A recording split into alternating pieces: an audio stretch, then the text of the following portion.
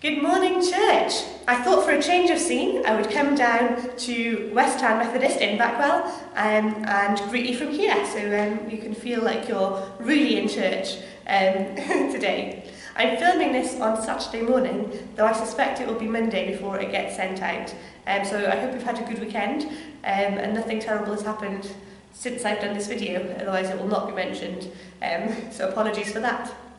I don't know how many of you noticed my obviously deliberate mistake in the last video I did on Daniel chapter 1, where I said that Daniel was taken to Egypt rather than to Babylon. Well done to those of you who spotted it. There will, I'm sure, be more deliberate mistakes that I will definitely be aware of as the videos go out. Feel free to let me know, I will not be offended if I have messed up and said something wrong.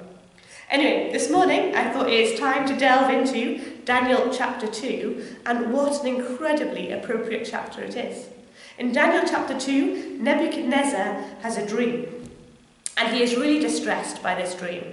So he says to his wise men and his interpreters, "Tell me the meaning of my dream." And they say to him, "Of course, Nebuchadnezzar, we'll do that right away. Just tell us what your dream is." And he says, "No, I'm not telling you what my dream is. You tell me what my dream is, and then interpret it for me."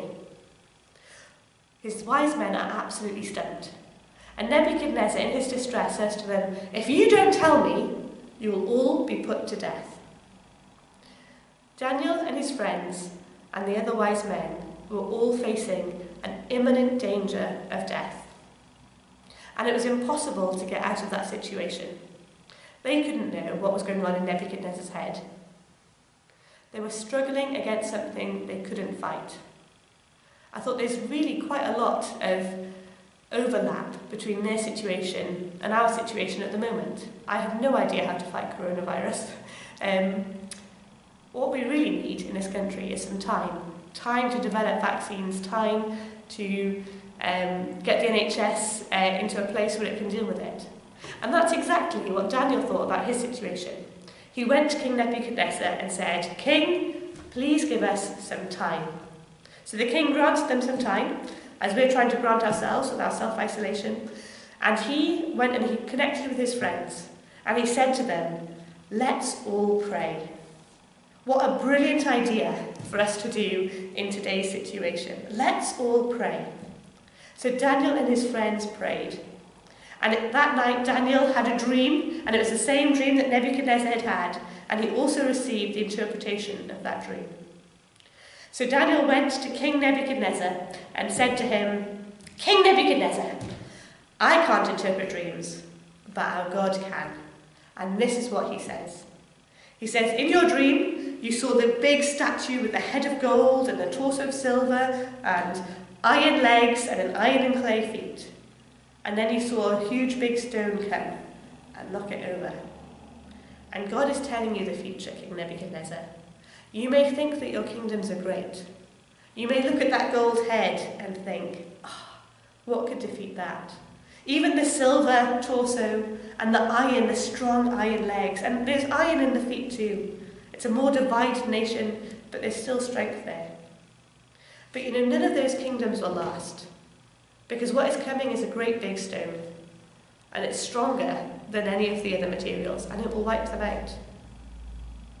Coronavirus feels a little bit like a new evil power that is taking over our world. But it's not here forever. It is not something that can be in charge forever. You see, there is coming a kingdom that God will reign over. He will get rid of all of the terrible things in this world.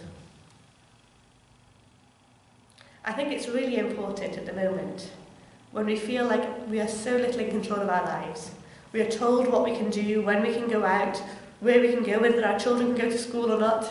It's hard to find the food that we really like, possibly. It can feel like we have no control. But the reality is we never have any control. The one person who has absolute control over all of the kingdoms on earth and will one day come and set them all to rights is our God. And that has not changed. Let's pray together and then I'll finish the video. God, I just thank you. I thank you that the Bible is full of stories where people are going through difficult times, where people are fighting disease, where people are finding their lives turned upside down, where people are facing a war as this current situation feels like a war. And the message that comes through time and time again is that, Lord, you reign, is that you bring your people back to you. You rescue them time and time again. And Lord, in the sadness of things to come, and in the difficulties to come, help us to remember that you are ultimately in charge. Amen. I hope you all have a lovely day, and I'm sure I will see you again soon. Daniel called on his friends to help him in his prayers, so I've called on some friends to come and greet you in your homes. So here I put on the end some videos that I've taken of people I've met this week who just want to say hello to you as well. See you soon. Hello, it's from me. Just to say that this morning we're closing the church down. We hopefully for as short a time as possible, but make sure that everybody is kept informed as much as possible. Bye. So for those who are worried about people who are stuck at home, here is Deborah with her gloved hands sending out the orders of service so that we can all be included. See you soon. Bye. Hello everyone. Hope you're all well. Bye. Nice to see you, Kirsty. Yeah. So how have you been, David? I've been fine, thank you, yes. Good, good. Any well wishes you want to send to everybody in the different churches? I wish everybody well and to keep safe. Cool. Thank you very much, David. See you soon. Bye. Bye. Hi everyone. Stay safe, won't you? Take care. God bless. Bye-bye. Hello. Hi. I don't know who I'm talking to, but whoever you are, hello, and how are you doing? I hope you're managing your time at home in a very creative and wonderful way. Well, we can keep trying, can't we? Lovely to see Kirsty and say hi to you. Bye.